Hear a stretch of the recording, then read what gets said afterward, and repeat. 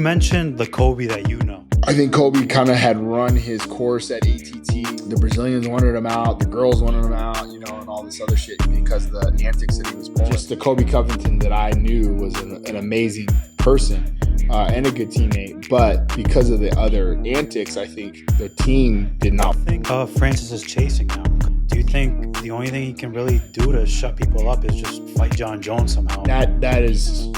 Can't have that's always going to be his ultimate goal, especially when it comes to MMA. Managing personality. I don't even gotta name names, but like, fuck. That's made me laugh, bro.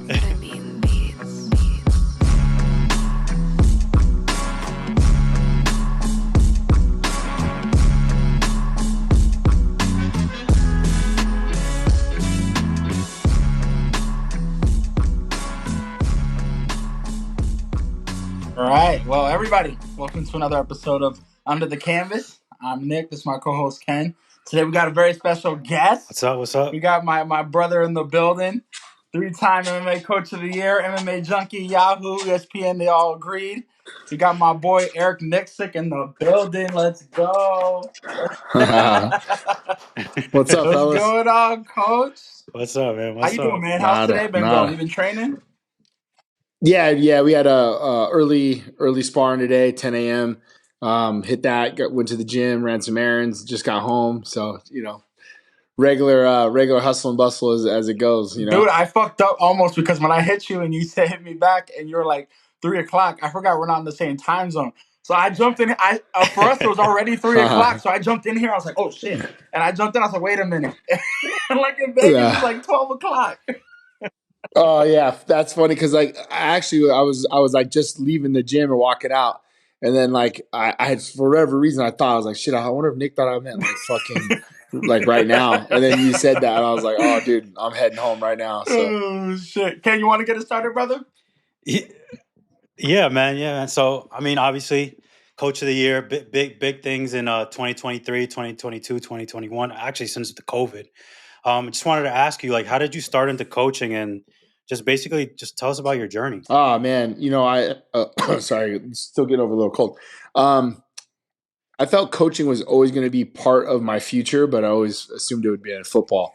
I come from a long line of football coaches and coached a little bit right out of college. Coached with my uncle. I was like the offensive coordinator for his high school team. And then, that's kind of where I thought I would be, man. I thought I'd go into coaching receivers, coaching, the passing game for some sort of high school, some sort of college. And then started training over at Randy's gym. That was 2006, 2007. And that was really it for me, man. Like I just fell in love with it. I think I fell in love with more like the camaraderie and the team and being around like-minded individuals. And that's what really kind of got me invigorated to show up every day. It wasn't me looking to be a pro fighter. It wasn't looking for anything other than, dude, like I just really loved the sport, loved the craft. And then, being around like Jay Heron, Mike Pyle, guys like that, they always started pushing me more and more into coaching. And so that's kind of how it all started, man. But, I have the mentality if I'm going to do something or anything it is, I'm going to do it with love and with passion. I'm going to do it hard and I'm going to do it consistent. So I think just with the mentality that I've always had in anything I've ever done in life, it's inherently helped me become successful because of my mindset when I show up every day. It's like, dude, I'm not trying to do something half-assed. If we're going to do it, let's do that shit fucking hard and do that shit right, Yeah. For sure. Yeah, it's all about tenacity, I guess. Do you feel like you were trying to fill a void, though? I know you mentioned that you were OC, and I think you said strong safety. I think I looked at another interview somewhere. You got inducted to the Hall of Fame. Big-ass strong safety, dude. He's in there. Yeah, I was a receiver in high school. Played a lot of both ways, but receiver was where I was first team All State wide receiver here in Nevada, my senior year. But on tape, what a lot of the college coaches loved to see me was blocking. And I wasn't afraid to stick my head in there. And that's back when we used to crack back on linebackers and we were allowed to do that shit. But just the fearlessness of going across the middle, catching slants, and I didn't care about contact. Punt returns, kick returns, whatever it was. I just wanted to play. I wanted to be an asset to any team that I was on. And that's where a lot of colleges started to recruit me was, whatever holes they needed to fill. So some wanted me at receiver, some wanted me at strong safety. University of Wisconsin was like, hey, we're going to redshirt you. And then in a year and a half, 2 years in our weight program, you'll be a outside linebacker in the Big Ten. I was like, what? Like, dude, there's no fucking way. I was like 185 pounds. I was like, there's no fucking way. Yeah, you're gonna get cracked. And then sure as shit, man, like, I graduated young. That was the other thing too. I graduated at 17. So by the time I was 18, 19 years old, I was 235 pounds. So I could have very easily played those positions in college, but when I got to Utah, I ended up playing, got moved to strong. So love that position. Love strong safety. It was one of my favorite spots on the field, man. Little hybrid action. Yeah, it's a shame that I know it's MMA, but it's a shame that in football they kind of took away that position, like that hard hitting, like smacked in the middle of the field. If you get a receiver coming over, yeah. Strong safety was such an interesting position for me when it came to covering routes, because it was always guys coming in the flat. It was always guys that were coming off the seam, and it was just tailor made for sticking your helmet in somebody's fucking face. And I just love that. And then we had a competition. Me and my other, he was a true free safety. We ran a cover 2, so it was a lot of the same responsibilities. And but we used to have a competition on anytime we ran a running team and they were pulling a guard, who can knock the fucking guard out. So it was like one had to tackle. So it was like if the guard pulled and they were sweeping to the left or my strong side. We called the other free safety, his name was Maya Smith. We called him Radar because he covered sideline to sideline. Oh man, he was a fucking yeah, just all over the place. He was all over the place. So, but I knew Maya would clean it up, so I'd come in full speed and try to take out the fucking guard or tackle on the pull, and then Maya would come in and clean it up. But we had a bunch of Hawaiian boys, and them Hawaiian boys, man, would bang. So they're different, fucking bangers, bro. So that's ended up how I became so close to all the Hawaiian guys in the XC. Like I played football with all their cousins and uncles and everything else. Yeah. So in coaching, when did you realize that? Like, when did it come to mind that, man, I got something here, like to get to where you are now? Like when you were earlier on, like what happened when you were like, oh man, like I have a future in this, Sometimes I think it's really the people that are around you that see it before you see it in yourself, to be honest with you, man. Like, Robert Fallis was a huge mentor and a huge reason why I'm here today. But it was like a night I'll never forget. We were sitting around after some fights and drinking an old fashioned together. And Robert looked at me and said, hey man, like one day your leadership is so far ahead of everyone else. Like people will lead or follow after you. But once your skill set and your fight IQ and your situational awareness for MMA catches up to your leadership, he looked right at me right in the face. I get goosebumps thinking about it. He goes, you'll be one of the greatest coaches of all time. And that was before I ever saw that in my own self, and sometimes it takes somebody like that to recognize, your talents and see something in you. Maybe you're not aware that you even had it within yourself. So, and that's why I always preach, man, surround yourself with people that want to see you succeed, or that know what your dreams are, because they're the closest ones to you want to see you successful, right? Like I harp on this all the time. Like success isn't finite; it's infinite. There's enough success to go around for everybody, and be happy for people and cheer on for their future and their successes, because that's who we need to be around is people like that want to see us thrive. And that was really for me, man. Like just one day at a time and grinding and seeing the progress. But sometimes it's just that person that really just puts you over the edge that helps you get where you're at today.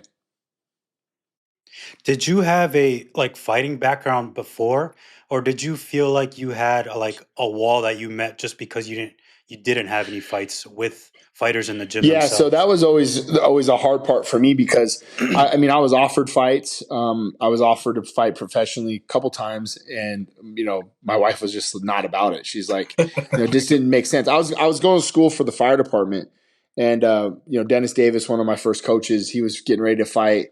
I had a card here on the Riviera, and the promoter came in to check in on Dennis, and Dennis and I are working, and he's like, man, like, I love what you're doing, blah, blah, blah. Do you want to, maybe do you want to fight? We have some opportunities for you on this card. I was like, sure, let me ask my wife and see what she says. I'd be down to do it. They're offering me Ryan Bader. So thank God my wife. Yeah, they offered me Ryan Bader. So thank God my wife was smart enough to say no. Dude, I never knew that. That's crazy. Yeah. No, I mean, I knew Bader from football. And then, when they offered me that fight, Oh shit. I was like, it's like for $2,000, right? He would have fucking broke my fucking neck for $2,000. So yeah, thank God somebody in my family was smart enough to say, no, you're not fighting. And especially not Ryan Bader. Yeah, so I mean, a lot of the reasons why I got out of football was due to head trauma and concussions and things like that. So I know I sparred, I trained, I did everything that most of the pro team did. I didn't spar at the level that those guys were, but I was doing everything in the gym just as if I was going to, be a pro fighter.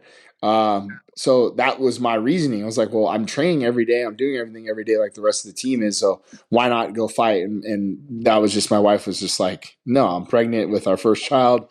You have a great job. You're in school. You're doing all these things. Like, why risk, getting more head trauma or getting injured? Like, is this your dream? I was like, no, it wasn't really my dream.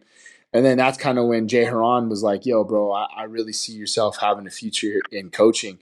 And that's kind of what started me to actually pursue it a little bit more was big bro, Jay Haran was like, yo, man, you have a talent. I think this is something that you can actually develop into something really good. Okay. What was your first big fight as a coach? The one that first got you the butterflies. You're like, oh my gosh, I made it. Like, I'm here. Type thing. Probably Martin Campman, Condit. Oh, okay. Man, probably Campman's last fight. Campman's last fight. Yeah, that would have been it, man. Campman was the main event. Were you just coaching him? Were you implementing strategy, or were you kind of just cornering him? What was your role in that? Yeah, that was it wasn't like I was not his head coach. That was Ray Cepho. Right. But Campman and I worked a lot together, a ton. Mm-hmm. And it wasn't me as a coach; it was me more as a training partner, because I could be a body for him, and then really just cutting my teeth and learning. So it was Campman and Brad Tavares was on the same card. I think Bubba McDaniel, he fought on that card. So that's kind of what got me my start was, Dennis had me in his corner a few times, and then, a couple other regional scene fighters. And then it was Campman. It was like, yo, I want you in my corner for this fight. And it was just more as a role to help out and everything else. But it really helped me understand what cornering was all about. And then, obviously Brad. Right. And then so Brad and Brad always called me Tim Boach. So Brad Tavares and I were there wasn't a lot of big guys in the gym. It was myself, Brad, Danny Davis. It was really the handful of guys that we had, and then Ray Cepho. So the four of us trained with each other a ton. So we cornered each other. I cornered them, but we all trained with each other over and over. So kind of earned my right into Brad's corner. And Brad and I have been together for forever. I think 20 fucking pro fights. So it's crazy. He's still fighting. And Brad's such a resource for all of us, man. He's just such a great resource. So that was really the first one that I was like, wow, this is pretty fucking cool. I was cornering Martin Campman, Indianapolis main event. Unfortunately that was Martin's last fight ever, because of concussions. But and the reason why I bring that up too is it was the concussion stuff that I dealt with in football. The irony of me dealing with that at one point in my life felt like I was in the right place to be there for Martin when he was dealing with it in his life through my own experiences, and it was dark, man. It was a hard time for Martin. And I also experienced that, it ending my athletic career as well. So being there for him and kind of helping him through that was, my sense of purpose, I guess I would say, when that all went down with Martin. So you had repeated concussions and you were struggling with that when you were playing football? And that's kind of the hard part about that too, Ken, was this is a time when you didn't really understand concussions. Concussions weren't spoken of. You got your bell rung, they took your helmet, whatever. We see guys get knocked out all the time, and it was never an issue. And I think over time, for me, I started to develop more and more side effects, which were I couldn't regulate my temperature. It'd be 110 degrees outside. I'd be freezing cold. I'd be super emotional. I remember the light sensitivity was the biggest one, because in my apartment, I had a apartment where it was a tri-level. So the top floor was the kitchen and living room. And then you went down, and then so my bedroom and this little kind of living room area that we had really had just a slit of light. It was almost underground. like in a kind of basement. And I remember just that little slit of a window bringing light into my room, and it just causing these excruciating headaches. And you had an idea like, okay, something's wrong. I got this headache or whatever else, but you weren't, there was no information about concussions in 98, 99, 2000. You just didn't get that information, and it took a while for me to start understanding that, dude, I was dealing with these concussions, and that was probably why I was feeling the way that I did. Wow. That full circle moment is pretty cool, that you felt like you couldn't really protect yourself at that period of time, but then you kind of turned that and you filled that void by becoming a coach and then trying to help fighters protect themselves by giving them certain instructions, or even just being there for them if they get, knocked out, or something. Yeah, the irony about it is like in my like, I guess, my progression of therapy, getting through the concussions that, I suffer from vestibular and cerebral concussions. So the vestibular is like your inner ear crystals, and you feel like you're always spinning or something was wrong. So I had a little bit of both. And then during that time, I found a doctor out here in Las Vegas. His name is Dr. Brian Warner. He started doing like these kind of experimental treatments on people with vertigo. And he had me come in, and I started doing this stuff for my concussions, and it helped me a ton. And around that same time, like Gray Maynard, Martin Campman, and another fighter of mine, Montel Williams, was dealing with all that at the same time I was. So we all would go and do these treatments together. And thankfully, like, when Martin had his final concussion, we at least had somebody there that could help treat and help kind of give us some preventative measures, or at least help try to, give therapy throughout that time. So yeah, I was very thankful for it. Right place, right time, I guess, when it came to it.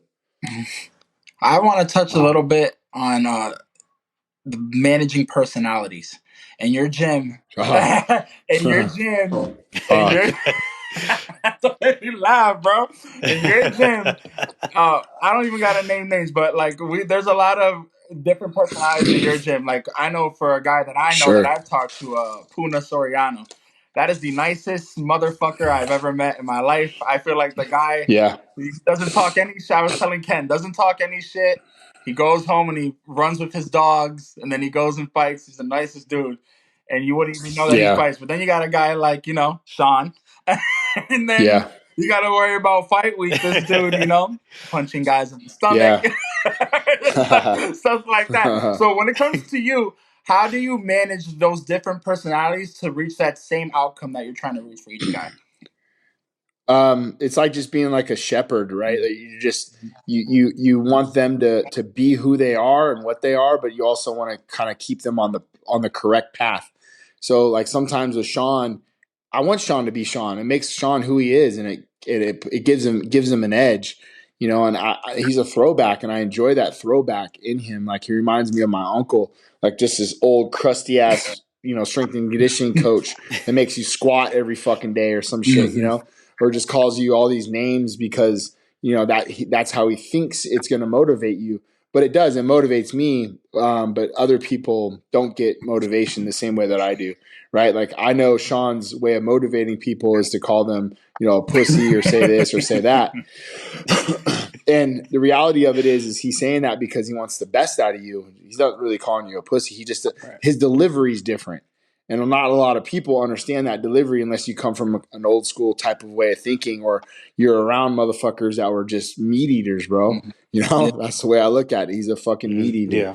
And so managing those types of personalities is always going to be a challenge, but it makes us who we are and adds the character that we do have in our gym. So what I found that makes it easier, I say easier, but what has been my successful recipe, or our successful recipe in the gym, has been giving guys like Sean responsibility.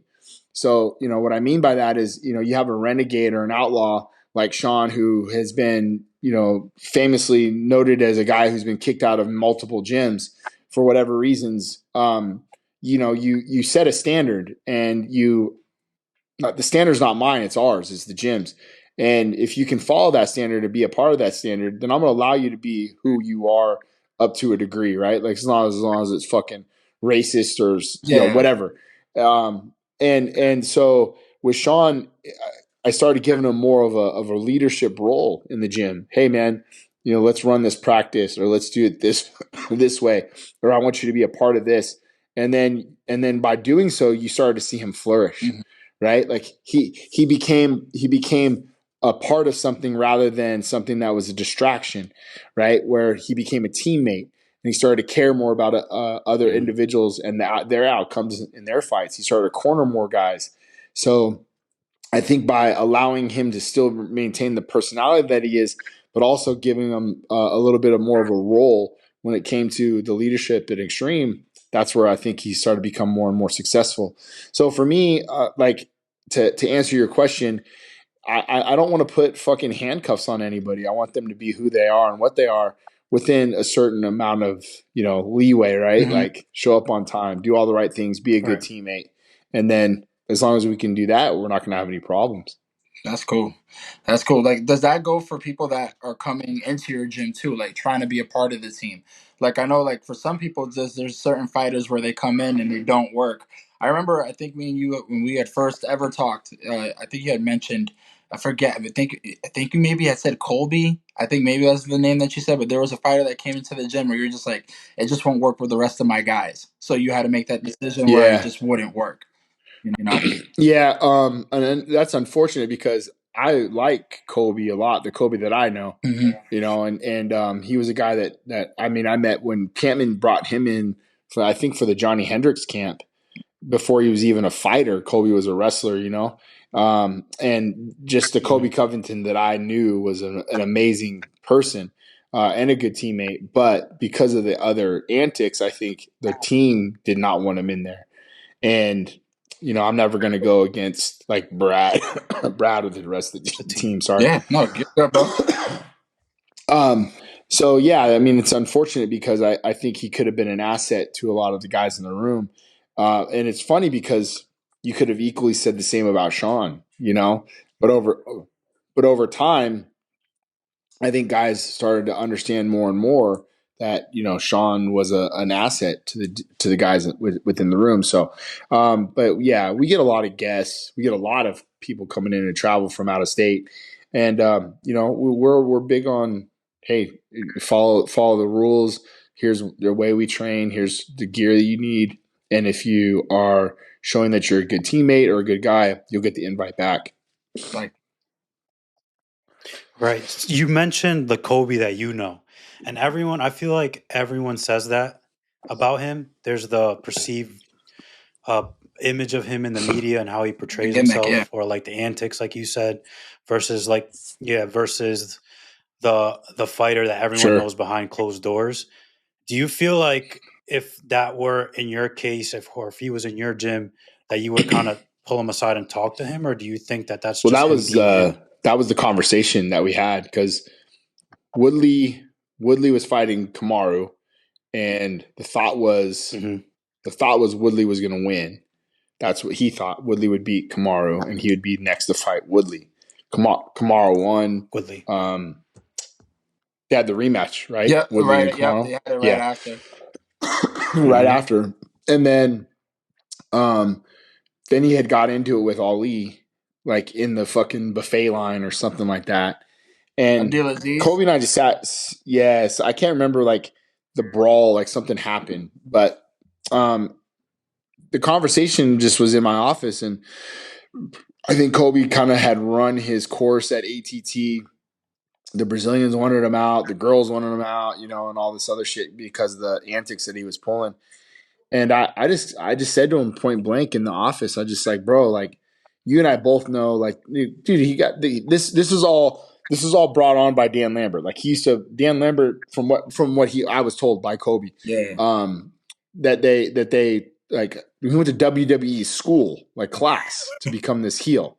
Like literally like trained to do he was doing TNA for a little bit, Dan Lambert. I remember that. Yeah, and my question was simply like, when does this act end, right? Like, when does this whole thing end? Like you like in any heel role, they turn to a hero or vice versa, right? Like it's done its job. The whole purpose was for you not to get cut because your fighting style was boring. So when you beat Damian Maia and you got on the mic or wherever he was, called out Brazil, and whoever he beat, right? Exactly. Yeah. Which like that was really what kind of catapulted you into where you're at today. And I just said to him, like, hey, does this character end at some point, or does it turn into a fucking hero? And he's like, no, it's just, I'm just too far gone, or it's too far down the line, and this is who I am now, and this is how it's going to be, and blah, blah, blah. And I just, man, I respectfully, decline. I just don't want to be handcuffed to that. Yeah. And that was, and that really, like, I don't know if we ended it like that. I just remember thinking, like, I just don't know if this is something I want to do, but I'll talk to the team. And, we took a team vote, and the rest of the team kind of voted no, that they didn't want him. And then after he got into that fight with Ali, he never came back. He never bothered. Yeah, he never bothered anyway. But, and that's the honest to God truth, man. I like Kobe, the person that I know. I like him. Like, he's a good dude. He trained hard. It's unfortunate that I think his personality has outshined his skills in the cage, for his performances, So, and it's very curious on where he's going to go from here, what his next move is after this last fight, Yeah. But I think that's why your gym respects Sean, though, because like you said, with Kobe, it's a gimmick that he does. Okay.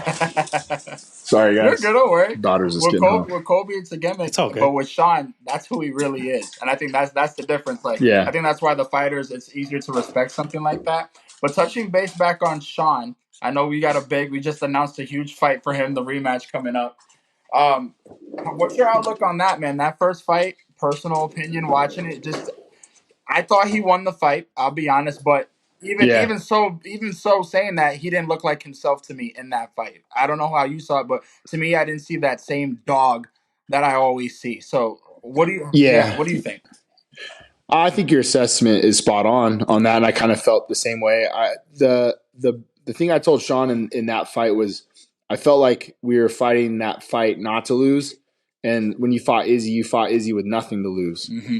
And I was like, that's the Sean that I need, in the future. And that was in that fight. I just like, dude, we're because I've had him do that before with Cannonier, and it became a close split decision that he still thought he did enough to win. And in my mind, I'm like, yo, you could have done more. So why not exhaust every option that we have and do things the way to not make it a fucking very narrow split decision and leave that shit to the judges. Even in the Costa fight, you guys, Anik was just talking to me last week about that, because I forgot, but Anik was like, you got on his ass going in round 3 or 4. I don't remember what round it was, but I was like, yeah, because I felt like he was just narrowly getting by, like he was doing just enough without taking any risk, which I understand, but that also leaves it to interpretation by the judges of what they're seeing, or how they're, or even that night, the judge that we ended up getting that scored the fight for Costa, he was one of the judges for Mitch Raposo in the earlier fights. And I'm like, bro, this was a 30-27 lopsided victory. So the guy's name, David Torelli or whatever it was like glued in my mind. Yeah. So I'm like, okay, fuck.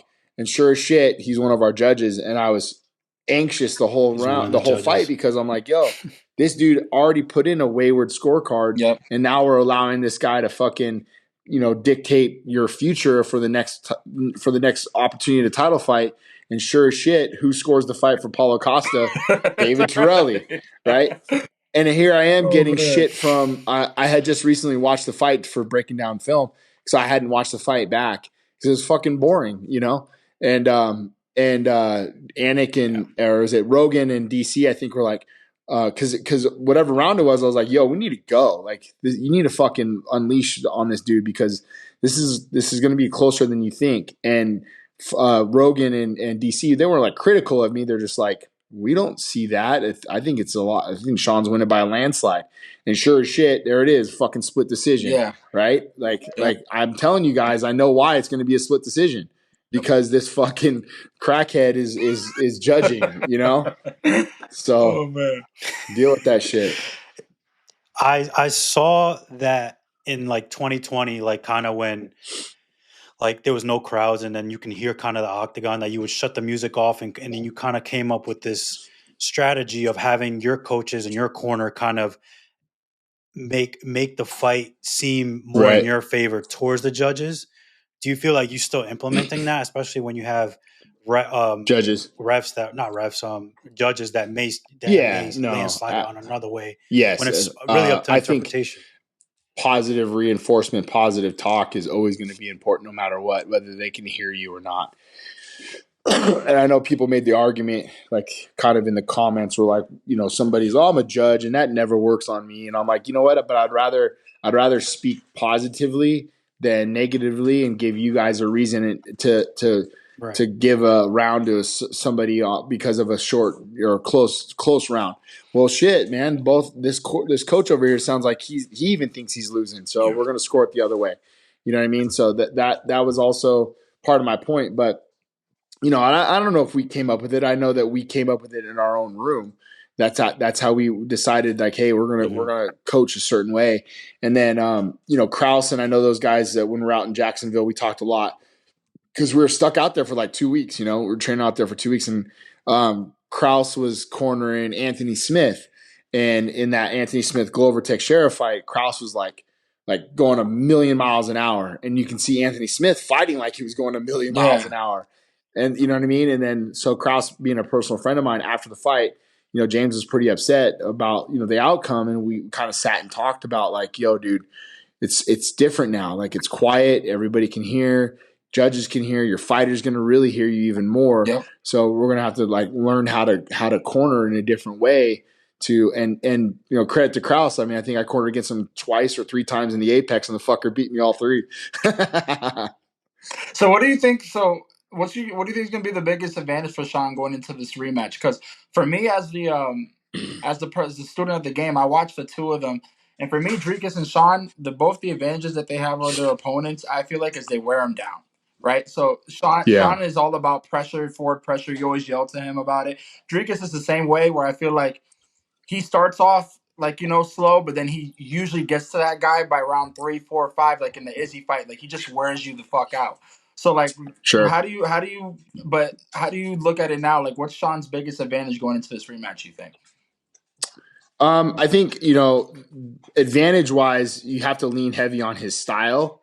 And like you said, his style is that forward pressure, volume, death by 1,000 paper cuts sort of mentality. Mm-hmm. But that also, I think, needs to evolve into some other avenues that will help implement a better scoring criteria in our favor. There's some other things that I think we could do better, and I think we got away from in the first fight. And,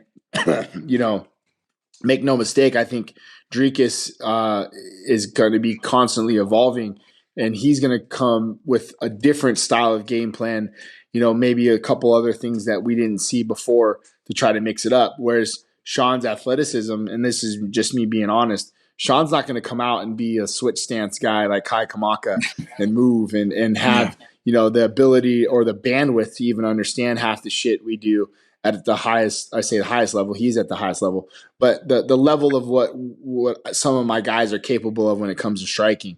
So Sean's really going to have to implement some really good, solid basics outside of the jab and the teep kick, right? So we have to add some other things that we have in mind. We have some ideas on how we want to approach it. But yeah, we got to come with something different too. Love it. So, sorry to cut you off, but do you subscribe to the idea that once you become champion, you become 10% better immediately? Did you see that change in Sean? Because he hasn't fought since he fought Costa afterwards. And DDP has gone on to defend his... Yeah, he fought Costa. Oh, I'm sorry, yeah. But did you find a difference? Or do you feel like it's just an experience? I definitely and it's another think fight? There's a huge difference. And I think, in a lot of ways, I think he became a much better teammate. I think he felt like there was a lot more responsibility on his shoulders to be a good role model and a good example for the rest of the guys in the gym. So, he made himself even more available for those guys. And his message to the team was like, this redneck white boy from LA or wherever, the Corona fucking California can do it. Any of you motherfuckers can do it because I've never was supposed to be here, and if it wasn't for you guys, I wouldn't be here. So he's loved amongst the team, man. He really is. Like in the beginning, I think there are a lot of guys were I don't say standoffish, but weren't sure about what they'd get from Sean because he was somewhat of a nomad. but now that he's Team Extreme and he's been here, and not only has he been here, he's won a world title here. He's been loved and adored and respected by all the guys in the room, to the point where like, Dan Ige wants him in his corner. Like Dan's like, and they don't do rounds together, right? They're not training partners. It's all about this level of love and respect and enthusiasm that they bring to each other. Like Sean was the second guy I called when Dan got the 4-hour notice fight. And Sean's like, I'll be right there, because that dude was like, fuck yeah. If you're going to go on a suicide mission, who are you going to bring? Sean fucking Strickland. Speaking of which, you brought up that Dan Ige fight last minute. Ken, you had a clip. Ken wanted your reaction to this clip because we were talking about it. So I want to know why you guys look so cool right here. Oh, bro. Right here. Why do you guys look like 3 hours notice? Gladiators? Bro, that's it. That is definitely one of my favorite, like Dan Ige, like just growing into the guy that he is, because he owned that. He truly owned that moment. Like he did, man. Like I'll never forget that. Like him walking in and just owning the fucking moment. And even cooler, here's Kai and I just get off the plane from South Dakota.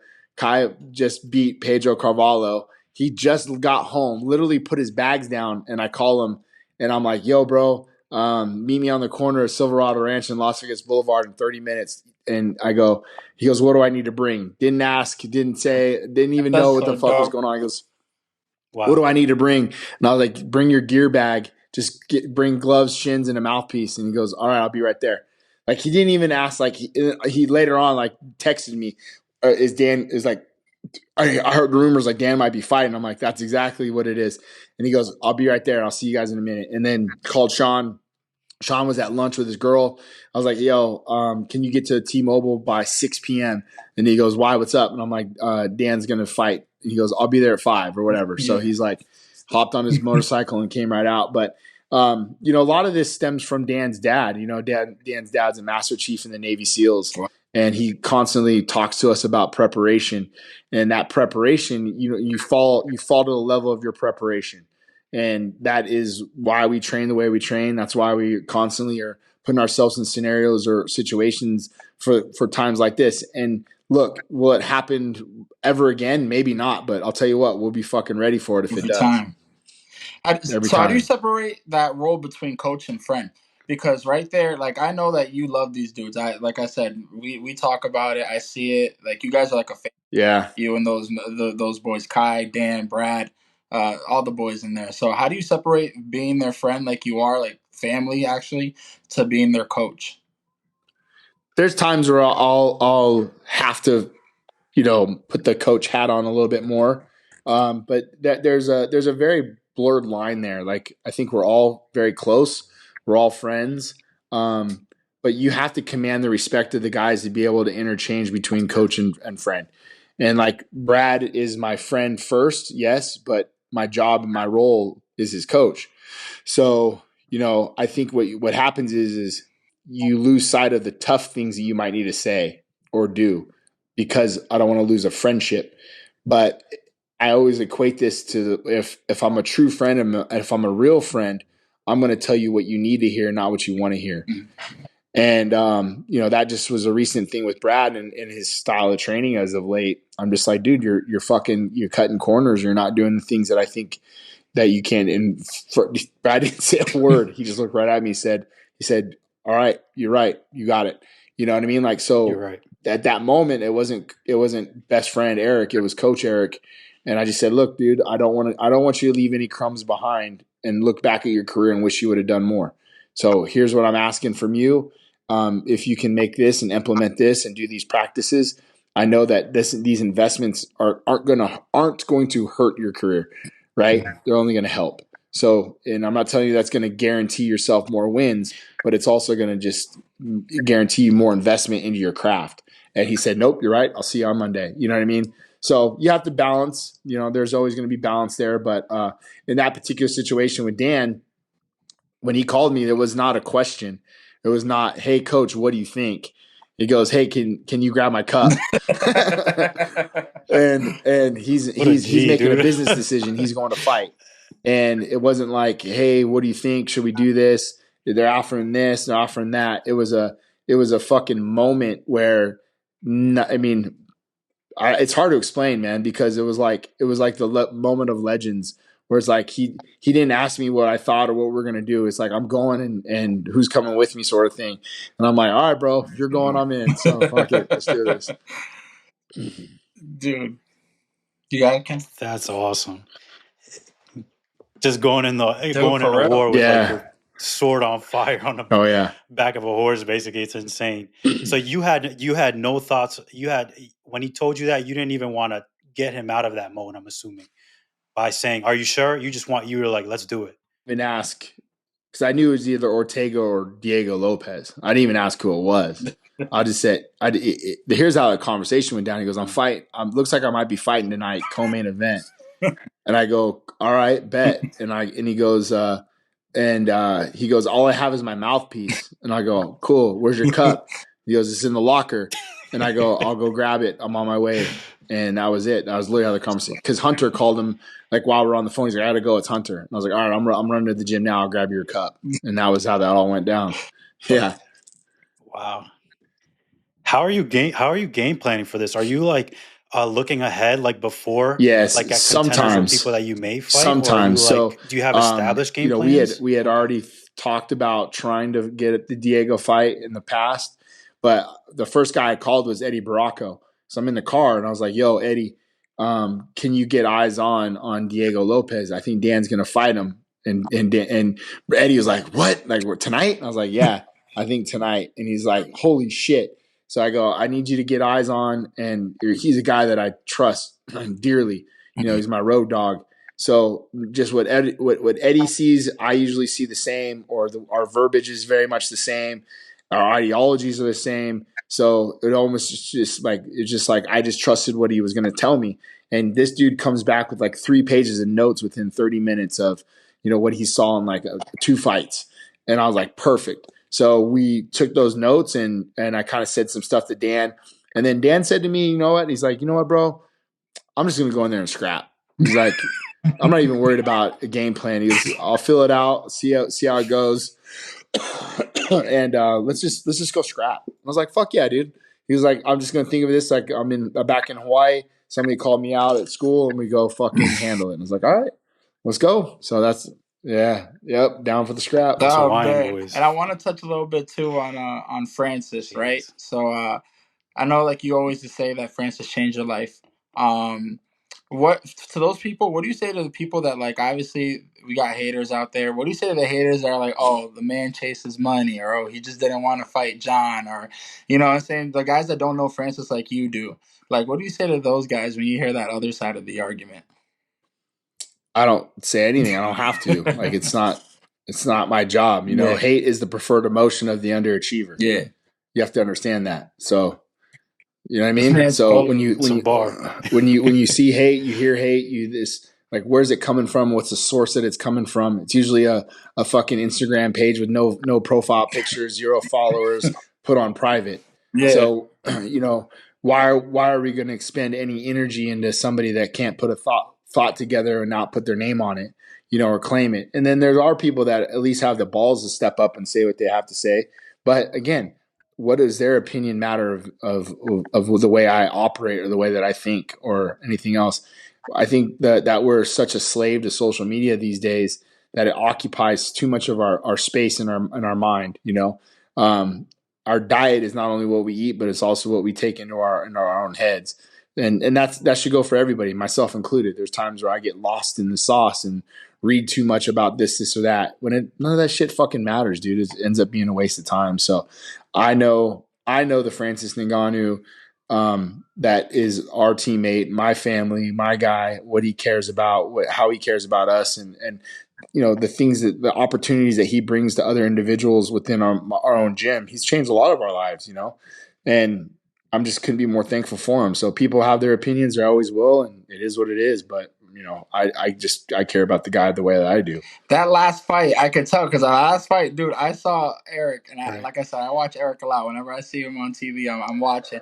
This dude jumped over the octagon, and I was like, yo, I've never seen him move that quick in my life. Yeah, Dewey said that same shit. Dewey's like, yo, white boy, I've never seen you jump so high.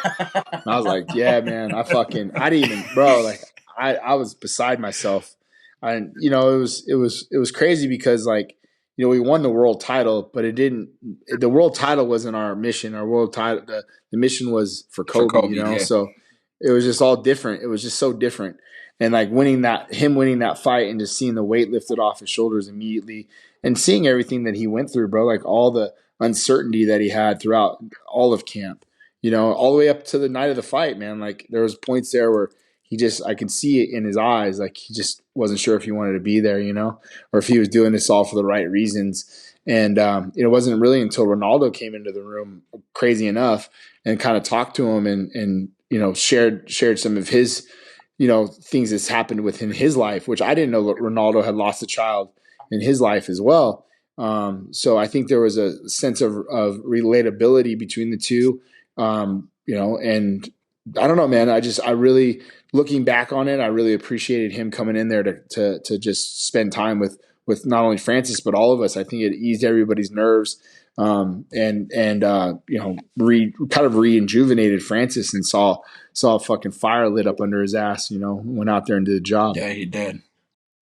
What do you think Francis is chasing now? Because he's done everything. I mean, he knocked. Yeah. I mean, I thought he won the fight against Tyson Fury. He's champ in another in the PFL there. He was the UFC champion. Do you think the only thing he can really do to shut people up is just fight John Jones? Yeah, I mean it can't happen. I mean, I know that's always going to be his ultimate goal. Yeah. Especially when it comes to MMA, is eventually at some point he would love that opportunity. Is that opportunity gone? Is it passed by? Probably, percentage wise, chances are. But we all hold enough optimism to think that there might be a way for that to get done when people like Turki Al-Sheikh can come in and really make a difference when it comes to the financials. And I think Dana's smart enough as a businessman to not pass up on things when it comes to like the generational fight that everybody wants to see. That's his role. And listen, man, Aspinall is a personal friend of mine, and I don't never want to, Aspinall's in the UFC, and so is Jon. Those two should immediately fight just because of the pecking order. I was going to ask you about that next, dude. Yeah, but I mean, if that opportunity were to present itself and the option for us to ever be able to fight a guy like Jon, because of Aspinall's youth, I think that, man, that's a fight you would have to make, So, since you touched base on that, I was going to go to the next question. How do you feel about this Jon Aspinall situation? Do you feel like, as you say, you're a close friend of Aspinall, I get it, but do you see the two sides to it, where Jon's like, I don't get anything by winning, or do you just feel like, no, he's next, he's number one, he's earned it, you got to fight him type thing? I mean, dude, if you're going to stay in the division and you're going to be the champion, how can you not unify the belt? Yeah. It doesn't matter this isn't a resume builder for you, Jon. Yeah. Right? It's nothing about that. It's about you are the UFC heavyweight champion. Tom is the interim heavyweight champion, and this is a no-brainer. Mm-hmm. This is a no-brainer. So if you don't want that opportunity, then by all means, just relinquish your belt. Yeah.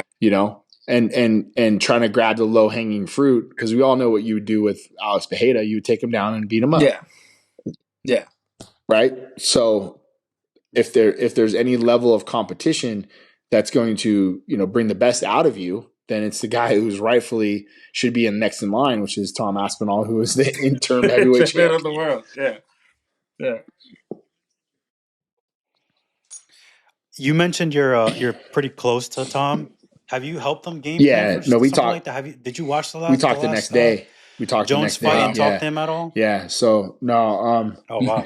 I think there were some things that I think Tom skill set wise has that can nullify some of the things that he was doing that Stipe doesn't have within his arsenal. So I think that if Jon were to do the same things that he did with Stipe to Tom, there's some things to combat that. And, him and I both were on the same page as some of the things that we both saw in that fight. He was watching it live. I was watching it on TV. And I think we actually talked that next morning. He's like, what'd you think? And I was, sent him a voice message, and he sent one back, and we kind of went back and forth on some theories and some thoughts on the situation. So he's a thinker. And that's why I think him and I get along so much. Is we're very much thinkers, game planners, and guys. This is the golden goose, man. It's Jon Jones. He's the GOAT for a reason. And trying to build a game plan to beat that guy is tough. It's certainly tough, dude. Tough, man. Tough. It's a shame too, because the last UFC fight that we saw of Francis, he was really putting it together. The way he won that fight.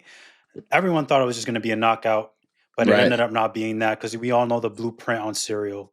Dude, Eric actually told him not to. Eric actually told Jon, so the fact that Francis recommend that he not take that fight because he had like a torn ACL or something, right? Yeah, Francis blew his knee out in 3 weeks before, 3.5 weeks before that fight. So it was heavy, man. Like, that was one of the craziest fights I've ever seen in the fact of knowing the extent of Francis' knee injury. Dude, this guy's leg was fucking torn. So and the recovery, right? Sorry. Yeah. So that was prior to that. I tell people all the time that was the best version of Francis I've ever seen prior to the knee injury. You want to talk about a guy that was firing on all cylinders, not only wrestling but the striking and putting it all together. He looked like Hamzat, just with his level changes and his feints and the shit that he was doing. I was like, fuck, yeah, this dude can beat anybody on the planet right now. So, and unfortunately, that was the version of Francis that we thought would be fighting Jon Jones, and it just never came to fruition. Mm-hmm. So, go ahead. No, go. Yes, sir. From your opinion, from your opinion, did you find that there was resistance on both ends from getting that done, like him resigning and stuff, or do you think it was one party had more struggling? I just think it was just, I don't know, man. It was there was a lot of things. The history goes pretty deep on, just the mistrust. I think that the way they did the interim belt that Francis had just won, and them saying that Francis was out partying, ducking, all this. Yeah. That was a Derek Lewis fight, right? That they gave a fight that we signed to fight Derek Lewis in September. Jesus. We were supposed to fight Derek Lewis September 25th. Mm-hmm. And what happened was the main event in Houston fell out. And it was, I think it was Juliana Pena versus Amanda Nunes. One of them got COVID. Well, contractually, ESPN and the UFC, any of the numbered pay-per-view events have to have a title fight. So their title fight went out the window. Oh man. So what do you do? Now you have to make a title fight, right? So what do? You slander and say that your champion at heavyweight doesn't want to fight, or he's out gallivanting the world, or all. He was having a fucking baby. God. He had a baby, bro. Like, he had his first child that was, in April. We said that we would be ready to fight Jon in July when they asked us, will you be ready for July for Jon Jones? And we all said yes. And then it turned into Jon, we can't find Jon. We don't know where Jon's at. Jon's going through some shit, or Jon's not going to be ready yet. Yeah. So then now we're the bad guys, So that, I think that right there was one of the really mistrusts that Francis was like, why am I going to do these guys any favors when they ran my name to the mud, Yeah, that's true. That's true. Who in the gym, Eric, right now? I was going to ask you, who in the gym right now? I know it's tough to name one person, but if there was one, who's the next up and comer in your gym right now that you see that you're like, man, this guy's going to be a problem, or I could see this guy being a future champ? I know that you probably see that in a lot of people. For me, like Mansoor, I think some guy like that, he pops into my head. But like, who do you see coming up through the ranks now that would take that next step? Definitely Mansoor. I think Mansoor is a guy with not only the athletic ability but the mindset. Like, I talk to him daily, and he's a student of the game, man. He's constantly studying. He's constantly evolving. He's doing so many things Now, like, my goal with Mansoor is I put him in the room with guys that are ahead of him, meaning experience-wise. And he's with Brad Tavares every day. He's with Edmund. He's with Chris Curtis. He's with Sean. You know, and that's by design. Like, I want him to be around people that are faster than him in track. Yeah. But you know, your idea is to keep up with them. And then, Mansoor, Myron Santos, who won the Ultimate Fighter. Yeah. Yeah, Myron's a fucking savage. Mateus Camilo, who just got in. Mm-hmm. Mateus is a hammer. Kobe Fair, he's 1-0 right now as a pro, but in my opinion, he's like the Ohio Khabib, like his style and what he does on the ground to people. Puni Bagoa, Puni Braden, he's another one. Just a Hawaiian killer, another one of those Hawaiian killers. Mm-hmm. And I know he's been in the UFC for a little while now, but just another guy that he's such a joy to be around, but skill-wise is through the roof, is Daniel Zellhuber. He's just so much fucking fun. Yeah. Man, that dude is so good, bro. Last fight was so insane. Good. Insane. I'm still mad at him, though, because we should have won that fight. He should have, dude. Oh, man. Yeah, he's crazy. So for me, I want to, like I said, as we're coming to the end here, I want to ask you about reflection, right? For me, it's like, I know you're big on like giving people their flowers and coming on the moment and thanking everyone that got you to where you are. But do you ever just have the time now to sit there, 3-time MMA Coach of the Year, established group of guys? Do you ever sit back and get to, like, soak in your own success and your own accomplishments? You ever get to sit back and be like, man, I really, like, I've done a lot, No, I don't. There you go. Come on. I mean, I really don't, man. Like, I don't. My dad used to always have a saying, like complacency kills, and it gets you fat and it gets you slow, it gets you out of your mindset. So I constantly just feel like I have a white belt mentality. The accolades are cool and they're great, and they're moreover more important for me to show my family, because they're the ones that suffer the most from the time that I'm gone. So they know, like, oh, Dad's doing a fucking great job, or he's winning these awards. He's not just some piece of shit coach that's just going out on the road to be on getting fucking UFC bags and new shoes. Yeah, he's actually making a difference in the landscape of what he's doing. But all in all, man, like this fight game is fickle, and I think if you lose your edge and you think that you don't have to work as hard, it's gonna hit you hard in the face, bro. Yeah. And lose 3 or 4 fights in a row, you win 5, 6, 7 in a row. The fight game does not give a fuck about you or anybody else. So all it cares about is hard work and getting your ass back in the gym and doing it again. So hey, it is what it is. I'm very happy about those accolades. It does mean a lot, but I think for me it really means more that the team is getting the recognition that it deserves, because without those guys and girls in the room, man, none of us are here today. Mm-hmm. For sure. Hey, but again, just want to piggyback off what Nick said. I want to again appreciate your time here. I know a lot of us, we always need someone to open that door for us at the beginning, and I feel like you always need someone in your corner, or not saying that you're in our corner because we just met, but in terms of someone that says, okay, yeah, you can come in this room and try to establish yourself. And I really appreciate that. Yep. One thing that you said that really hit home is that there's enough success to go around, and trying to nitpick and not allow people to be successful is the biggest downfall of us. So I feel like you're rewriting that, especially you're bringing that team mentality from a team sport into an individual sport, from football to fighting. And well, I mean, that was something that I noticed in my own self was I would say, like, not hate on people, but I'd always wonder, why not me? Why not this? Or why not that? And then a personality shift in my own mind and head was like, maybe if I started celebrating people's wins, more wins would come my way too. And it was a shift in thinking, and I started to understand, hey, somebody's going to win Coach of the Year this year, and it's probably not going to be me, but I'm going to share that success with them. I'm going to be happy for them because I know that feeling. I also know that feeling of what it's like when you win Coach of the Year and people tell you that you shouldn't have won. You know what I'm saying? So I try to be that ally for a lot of people in this sport, because I walk in those shoes, man, and I feel what it's like. And, you know, there's enough success to go around and cheer people on, share their hopes, share their dreams. You know, you see on my Instagram, I'm constantly sharing other people's pages and profiles and everything else. And that's for by design, man, because I'm trying to put it out there in the universe for the rest of them. Yeah. And like I said, my final statement is, like I said, he hates this shit. I don't care. Like I said, that guy right there, that's my guy. Me and him probably talk like every couple weeks. Ever since I remember I slid into his DMs like 4 years ago asking to get started, and he didn't even hesitate to do so.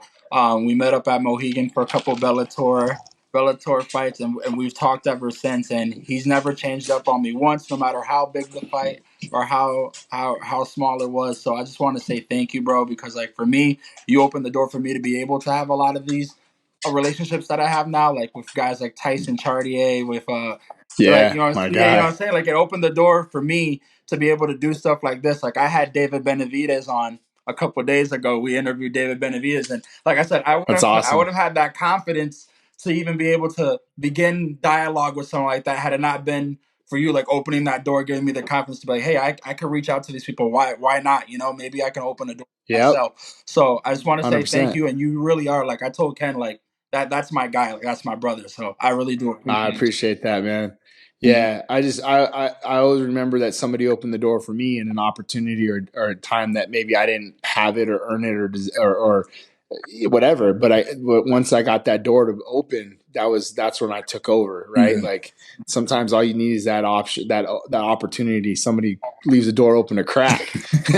You know, I'm kicking that motherfucker down. Right. So you know, I'm always here for you guys, and you know, I hope one day you guys are running your own shit like Ariel or Luke Thomas and those guys, and that's the goal, right? Yeah, for sure. Thank you, Eric. My pleasure, boys. Get better. For sure. Take some for sure. All right, we'll do. Yeah. Thank you, man. They're around Appreciate you, man. We'll be in touch soon, brother.